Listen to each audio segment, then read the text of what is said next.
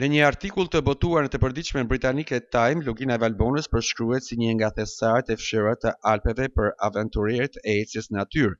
Sipas ekspertëve të udhëtimeve, Valbona renditet ndër destinacionet më mbreslëndse në Evropë për turizmin malor dhe përvojat e hikingut.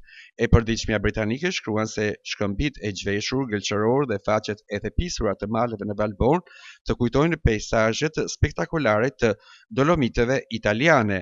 Megjithatë, ndryshe nga shumë zona të Evropës perëndimore, këtu natyra mbetet pothuajse e paprekur dhe popullsia është e rrallë, duke i dhënë vizitorit ndjesinë e një bote të egër dhe autentike.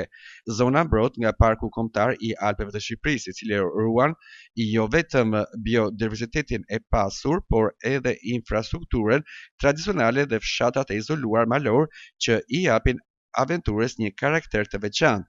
Sipas artikullit, një tur tipik njavor në këtë zonë përfshin rreth 5 ditë ecje intensive në shtigjet alpine me kulmin në kalimin e qafës së Valbonës në rreth 1795 metra mbi nivelin e detit.